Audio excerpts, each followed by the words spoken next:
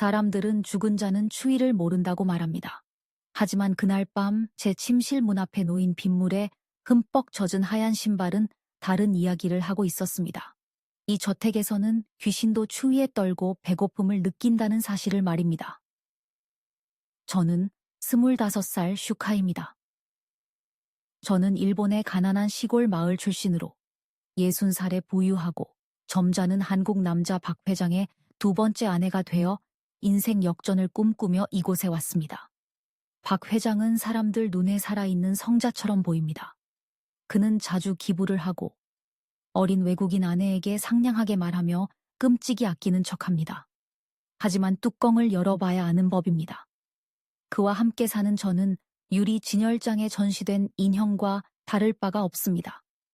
아름답고 배부르지만 자유와 목소리는 완전히 박탈당했습니다. 우리 저택은 서울 외곽의 산 위에 외따로 떨어져 있습니다. 긴 나무 복도가 있는 고풍스러운 건축물이라 아름답지만 언제나 소름 끼칠 정도로 고요하고 적막합니다. 특히 비 오는 밤이면 더욱 그렇습니다. 그날 밤은 7월 보름이었습니다. 비가 기와지붕 위로 쏟아져 내리며 마치 누군가 천장에 돌을 던지는 듯한 투닥거리는 소리를 냈습니다. 저막 끝에 매달린 유리 풍경이 바람에 미친 듯이 흔들리며 쨍그랑 차가운 소리를 냈는데 마치 제가 보았던 공포 영화 속 귀신을 부르는 소리처럼 들렸습니다. 새벽 2시였습니다. 목이 타들어갔습니다. 뱃속에 있는 4개월 된 아이 때문에 저는 갈증과 요통으로 밤중에 자주 깹니다. 저는 몸을 뒤척이다가 물을 마시러 부엌에 가려고 일어났습니다. 남편 박 회장은 옆에서 여전히 규칙적으로 코를 골고 있었는데 그 모습이 너무나 평온해서 오히려 무감각해 보였습니다. 살금살금 침대에서 내려와 방문을 열었습니다. 복도로 발을 내딛자마자 어디선가 차가운 바람이 훅 불어와 몸서리를 쳤습니다. 복도의 노란 수면등이 깜빡거리며 밝아졌다 어두워지기를 반복했습니다. 그리고 저는 비명을 질렀지만 목구멍이 막혀 소리가 나오지 않았습니다. 저희 부부 침실 문턱 바로 앞에 신발 한 켤레가 놓여 있었습니다.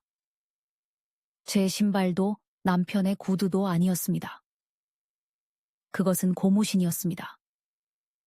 옛날 한국 여자들이 신던 하얀 고무신으로 요즘은 박물관이나 장례식장에서나 볼 수 있는 물건이었습니다. 짙은 갈색 마룻바닥 위에서 하얀 신발은 유독 눈에 띄었습니다. 가장 끔찍한 것은 그 신발이 흠뻑 젖어 있다는 점이었습니다. 빗물과 붉은 진흙이 신발 밑창에서 흘러나와 깨끗한 바닥을 얼룩지게 했습니다. 신발 코는 침실 안쪽을 향하고 있었는데 마치 신발 주인이 방금 전까지 여기 서서 문에 얼굴을 대고 우리가 자는 모습을 밤새 지켜본 것 같았습니다. 심장이 가슴을 뚫고 나올 듯 쿵쿵거렸습니다. 뒷걸음질 치다가 문에 부딪혀 큰 소리가 났습니다. 쾅! 박 회장이 화들짝 놀랐겠습니다. 그는 벌떡 일어나 눈을 비비며 짜증 섞인 목소리로 물었습니다. 뭐야? 한밤중에 왜 이렇게 시끄럽게 해? 여보, 신발이 있어요. 저는 한국말이 서툴러 더욱 당황하며 손가락으로 문을 가리켰습니다. 박 회장은 미간을 찌푸리며 침대에서 내려와 문으로 갔습니다. 젖은 하얀 신발을 본 순간 그의 얼굴색이 변했습니다. 두려움이 아니라 미친 듯한 분노와 혐오감이 뒤섞인 표정이었습니다. 낮 동안의 인자한 얼굴은 사라지고 무섭게 일그러진 얼굴만 남았습니다. 퍽. 그가 발로 신발을 세게 걷어찼습니다. 신발은 벽에 부딪히며 계단으로 요란하게 떨어졌습니다. 내가 몇 번을 말했어. 집구석에 이런 쓰레기 같은 골동품 사들이지 말라고 했지. 그가 눈에 핏발을 세우며 소리쳤습니다.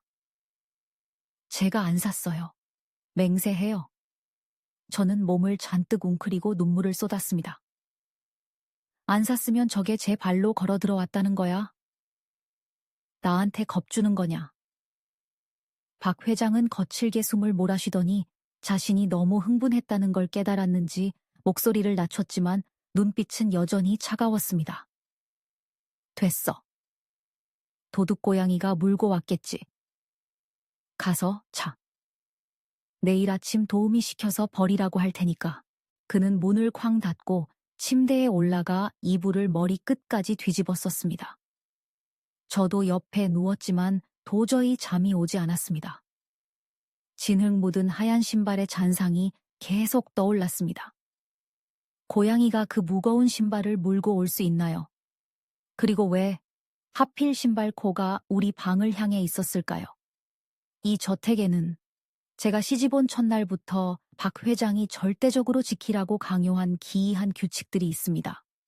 첫째, 2층 창고 구역에는 절대 얼씬도 하지 말 것.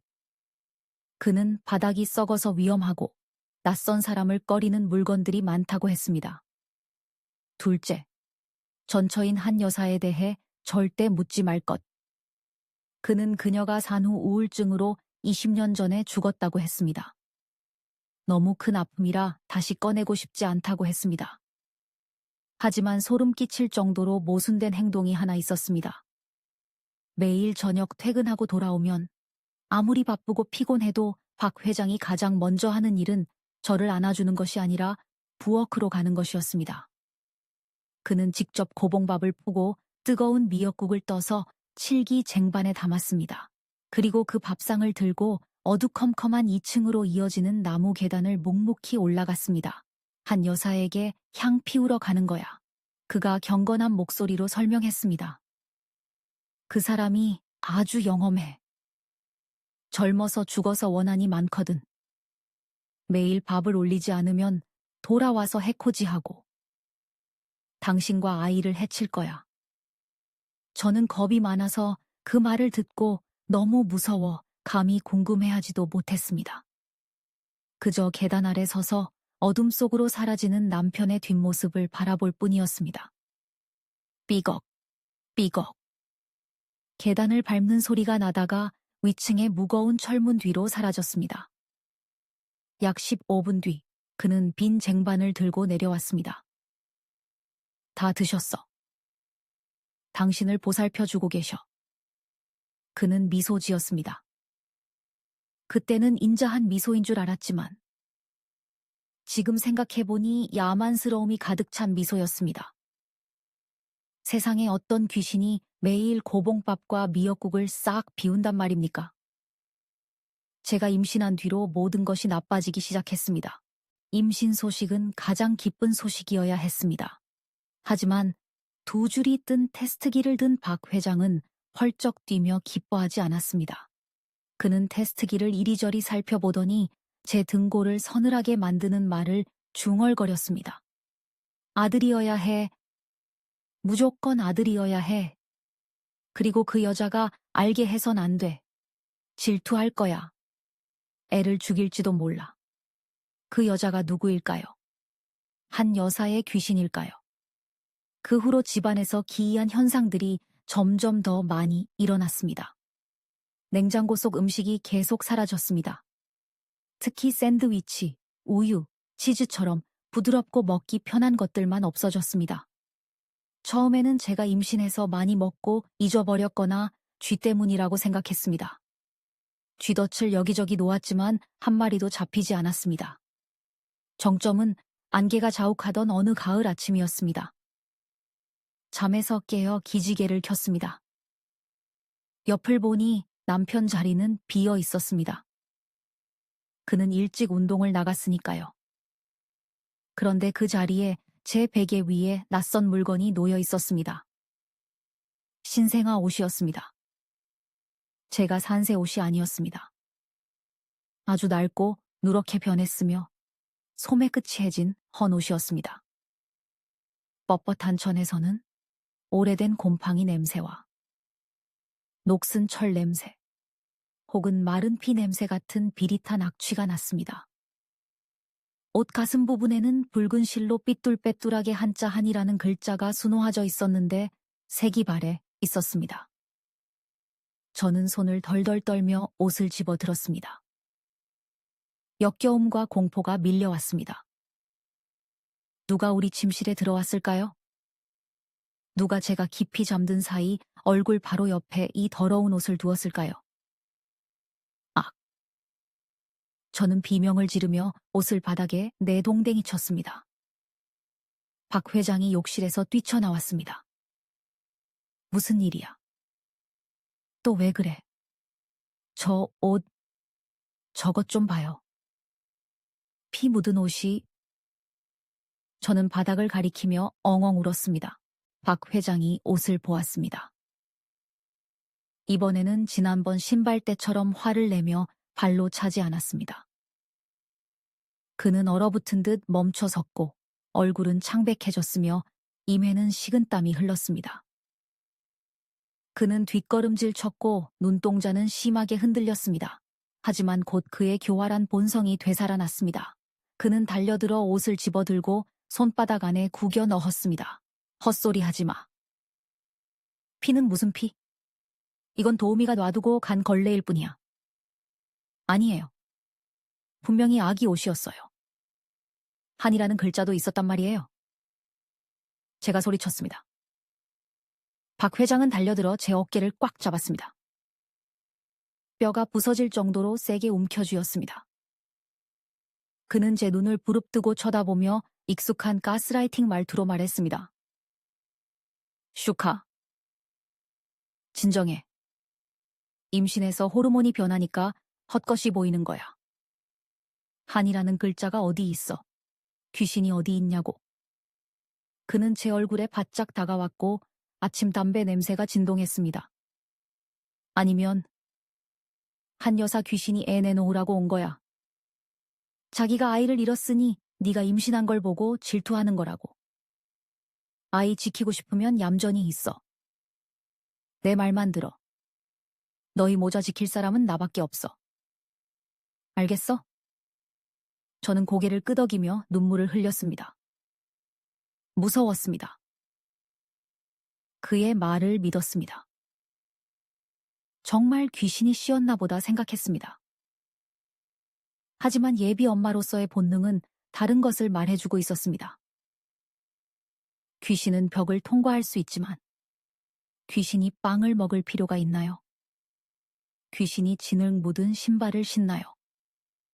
그리고 귀신이 저 낡은 옷에 지독한 악취를 남길 수 있나요? 그날 밤, 박 회장이 잠든 후 저는 눈을 크게 뜨고 천장을 바라보고 있었습니다. 그리고 그것을 들었습니다. 다락방에서 두꺼운 나무 천장을 뚫고 내려오는 운걸거리는 듯 끊어지는 소리였습니다. 자장. 자장. 우리 아기. 잘도 잔다. 자장가였습니다. 맑은 목소리가 아니라 오랫동안 말을 하지 않은 사람의 목소리. 깊은 상처를 입은 목소리처럼 갈라지고 부서지는 소리였습니다. 구슬프고 오래된 멜로디는 마치 저승에서 들려오는 울음소리 같았습니다. 새벽 2시, 20년 전에 죽었다는 전처의 자장가가 제 머리 위에서 울리고 있었습니다. 그 자장가는 3일 밤 내내 계속되었습니다. 환청이 아니었습니다. 나무 결을 타고 전해지는 그 낮고 슬픈 음의 진동을 느낄 수 있을 만큼 생생했습니다. 호기심과 아이를 지키려는 본능이 두려움을 이겼습니다. 위에 있는 게 귀신이라면 천도제를 지내주면 됩니다. 하지만 만약 내 아이를 위협하는 다른 무언가라면 정체를 밝혀야 했습니다. 주말에 기회가 왔습니다. 박 회장이 토지 소송건을 해결하러 부산으로 1박 2일 출장을 간다고 했습니다. 집 잘 지키고 있어. 문단속 잘하고. 2층에는 절대 올라가지 말고. 그는 신신당부하며 검은색 벤치에 오르기 전까지 저를 살폈습니다. 차가 대문 밖으로 사라지자마자 저는 움직였습니다. 박 회장이 뒤뜰 분재 화분 쪽에서 웅크리고 있던 모습들이 떠올랐습니다. 그는 그곳에 무언가를 숨기곤 했습니다. 뒤뜰로 달려가 소나무 화분 밑바닥을 들춰보았습니다. 녹슨 열쇠 꾸러미가 떨어졌습니다. 심장이 쿵쿵거렸습니다. 저는 열쇠 꾸러미를 꽉 쥐고 손전등과 인터넷에서 몰래 산 호신용 스프레이를 챙겼습니다. 2층으로 가는 나무 계단을 밟았습니다. 삐걱, 삐걱. 발자국 소리가 고요한 공간에 울렸습니다. 계단에는 먼지가 쌓여 있고 거미줄이 쳐져 있었습니다. 지난 20년 동안 박 회장 외에는 아무도 올라오지 않은 게 분명했습니다. 2층 복도는 대낮인데도 캄캄하고 길게 뻗어 있었습니다. 창문은 모두 나무 판자로 못질되어 막혀 있었습니다. 공기는 차갑고 불쾌한 곰팡이 냄새가 났습니다. 텅 비고 먼지 쌓인 방들을 지나갔습니다. 복도 끝에 완전히 다른 방이 하나 있었습니다. 문은 나무가 아니라 두꺼운 철문이었고 감옥문처럼 회색으로 칠해져 있었습니다. 문에는 눈높이쯤에 쇠창살이 있는 작은 네모난 구멍이 있었는데 죄수에게 밥을 넣어주는 구멍 같았습니다. 문틈으로 지독한 악취가 뿜어져 나왔습니다. 오래된 배설물 냄새, 시큼한 땀 냄새, 싸구려 소독약 냄새, 그리고 썩은 냄새였습니다. 코를 막고 구역질을 참았습니다. 떨리는 손으로 가장 큰 열쇠를 검은 자물쇠에 꽂았습니다. 철컥. 기름칠이 잘 되어 있어 열쇠가 부드럽게 돌아갔습니다. 찰칵. 자물쇠가 열렸습니다. 숨을 깊게 들이마시고 무거운 철문을 힘껏 밀었습니다. 끼익. 방 안의 어둠이 저를 집어삼켰습니다. 손전등을 켜고 안을 비췄습니다. 불빛이 넓지만 텅 빈 방을 훑었습니다. 바닥에는 플라스틱 도시락통과 빈 물병들이 널려 있었습니다. 방 구석, 매트리스도 없는 낡은 철제 침대 위에 넝마 같은 무언가가 움직이고 있었습니다. 한 발 한 발 다가갔습니다. 누구세요? 제가 떨면서 물었습니다. 그 넝마 뭉치가 천천히 고개를 들었습니다. 저는 그 자리에 얼어붙었습니다. 손전등을 떨어뜨릴 뻔했습니다. 귀신이 아니었습니다. 사람이었습니다. 뼈만 앙상하게 남은 여자였는데 가죽이 해골 같은 얼굴에 달라붙어 있었습니다. 머리카락은 하얗게 새어 푸석했고 바닥에 끌릴 정도로 길어 얼굴을 거의 가리고 있었습니다. 그녀는 낡고 더러운 환자복을 입고 있었습니다. 그리고 무엇보다 끔찍한 것은 발목이 굵은 쇠사슬에 묶여 있었고 사슬의 반대쪽 끝은 침대 다리에 용접되어 있다는 사실이었습니다. 누구세요? 제가 더듬거렸습니다. 여자는 불빛에 눈을 찌푸렸습니다. 으르렁거리거나 공격하지 않았습니다. 그녀는 몸을 잔뜩 웅크리고 손으로 얼굴을 가리며 웅얼거렸습니다. 때리지 마. 밥 먹었어. 시끄럽게 안 할게. 그녀는 저를 박 회장으로 착각하고 있었습니다. 더 가까이 다가가 얼굴을 비췄습니다. 쇠약해져 얼굴이 변형되었지만 남아있는 이목구비를 알아볼 수 있었습니다. 박 회장이 서재에 두었던 절대 묻지 말라던 죽은 아내 한 여사의 영정사진과 똑같았습니다. 한 여사님? 제가 소리쳤습니다. 안 죽으셨어요? 여자가 천천히 손을 내렸습니다. 눈동자는 탁했지만 자신의 이름을 듣자 인식의 빛이 스쳤습니다. 죽었어. 20년 전에. 그녀가 컥컥거리며 괴롭게 웃었습니다. 난 죽었어. 근데 그놈이 날 묻어주질 않아. 저는 그녀 옆에 무릎을 꿇고 눈물을 쏟았습니다. 박 회장이 말하던 귀신. 매일 밥을 얻어먹던 그 귀신은 바로 제 머리 위에 짐승처럼 갇혀있던 살아있는 사람이었습니다. 한 여사가 제 부른 배를 보았습니다. 마른 장작 같은 손을 뻗어 제 배를 만지려다 움츠렸습니다. 아기, 가졌어? 그녀가 쉰 목소리로 물었습니다. 네. 제가 고개를 끄덕였습니다. 한 여사가 이야기를 시작했습니다. 기침 섞인 끊어지는 목소리였지만 그 끔찍한 진실을 맞추기에는 충분했습니다. 20년 전 그녀는 첫 딸을 낳았습니다. 하지만 박 회장의 젊은 시절 방탕한 생활과 알코올 중독 탓에 아이는 심각한 선천적 기형을 가지고 태어났습니다. 자기 애와 체면 치레가 병적인 박 회장은 그 사실을 받아들이지 못했습니다. 가문 망신이라며 괴물을 낳았다고 비웃음을 살까봐 두려워했습니다. 그는 비바람 치는 밤 무자비하게 아이를 허름한 고아원에 버렸습니다. 약했던 아이는 일주일 만에 죽었습니다. 한 여사는 미쳐서 이혼과 고발을 요구했습니다. 하지만 박 회장은 그녀를 보낼 수 없었습니다. 처가가 워낙 부자라 박 회장의 그룹은 처가 돈으로 유지되고 있었기 때문입니다. 이혼하면 빈털터리가 될 판이었습니다. 그래서 그는 한 여사의 사망 진단서를 위조했습니다. 우울증으로 죽었다고 의사를 매수했습니다. 그리고 그녀를 이 다락방에 가두고 사슬로 묶었습니다.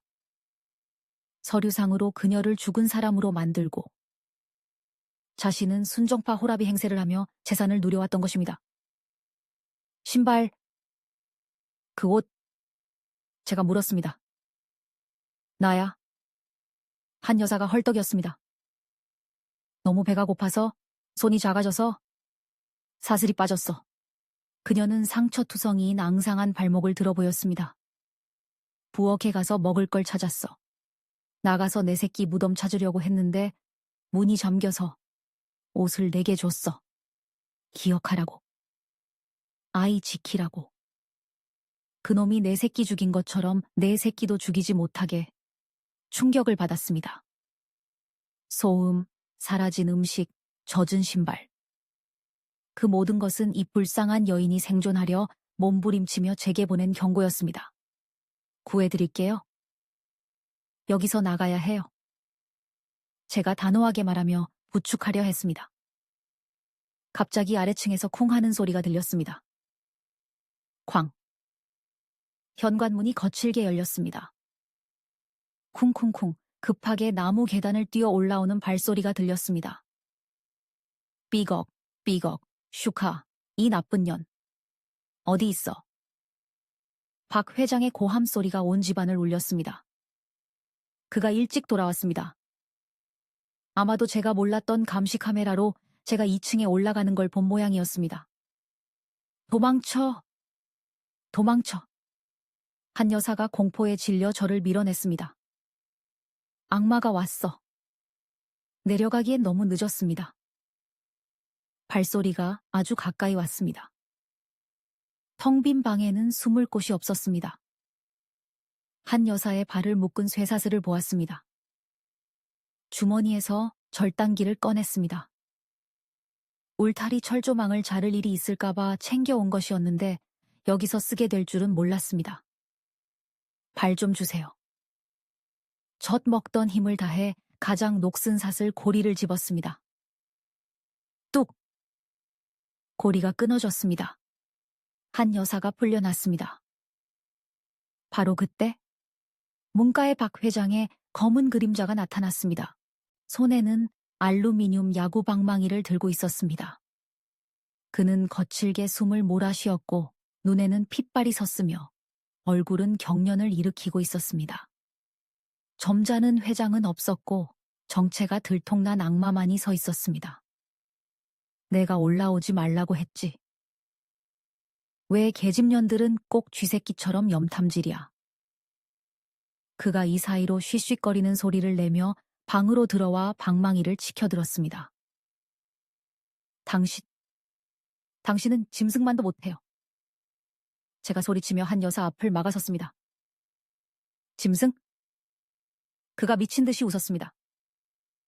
호의호식하게 해줬더니 복을 발로 차? 미녀 구하는 영웅놀이라도 하고 싶냐? 좋아. 이 미친년이랑 같이 지옥으로 보내주지. 셋째, 넷째 부인 얻으면 그만이야. 돈은 썩어나게 많아.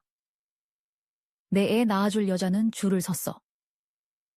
그가 저를 향해 방망이를 휘두르며 달려들었습니다. 방망이가 내리꽂히려는 순간 앙상한 그림자가 튀어나갔습니다. 한 여사였습니다. 쇠약해진 몸이었지만 20년 묵은 원한이 그녀에게 초인적인 힘을 주었습니다. 그녀는 몸을 날려 박 회장의 다리를 꽉 붙잡았습니다. 도망쳐. 아기 데리고 도망쳐. 한 여사가 피를 토하듯 소리쳤습니다. 박 회장은 당황하여 비틀거렸지만 넘어지지는 않았습니다. 그는 화가 머리끝까지 나서 방망이로 한 여사의 등을 마구 때렸습니다. 퍽, 퍽. 이거 안 놔? 이 미친년이. 언니. 제가 비명을 질렀습니다. 혼자 도망칠 수는 없었습니다. 은인을 저 백정놈 손에 죽게 둘 수는 없었습니다. 주머니에서 호신용 스프레이를 꺼냈습니다. 죽어라. 저는 달려들어 박 회장의 얼굴 바로 앞에서 스프레이를 분사했습니다. 으아액. 박 회장이 비명을 지르며 방망이를 놓고 얼굴을 감싸쥐고 뒹굴었습니다. 매운 가스 때문에 눈이 멀고 코와 목이 타들어갔습니다. 가요 언니. 저는 한 여사를 부축해 일으켰습니다. 그녀는 마른 뼈처럼 가벼웠습니다. 허공에 팔을 휘젓고 있는 박 회장을 피해 빠져나갔습니다. 방 밖으로 뛰쳐나왔습니다. 거기서. 너희 둘 다 죽여버릴 거야. 박 회장이 상처 입은 짐승처럼 울부짖으며 뒤쫓아왔습니다. 저는 한 여사를 복도로 밀어내고 뒤돌아 무거운 철문을 쾅 닫았습니다. 쿵. 열쇠를 꽂고 힘껏 돌렸습니다. 철컥. 그가 아내를 위해 지은 감옥에 그를 가두었습니다.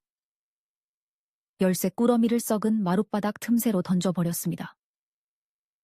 열쇠는 깊고 어두운 지하실 바닥으로 떨어졌습니다. 끝났어요. 다 끝났어요.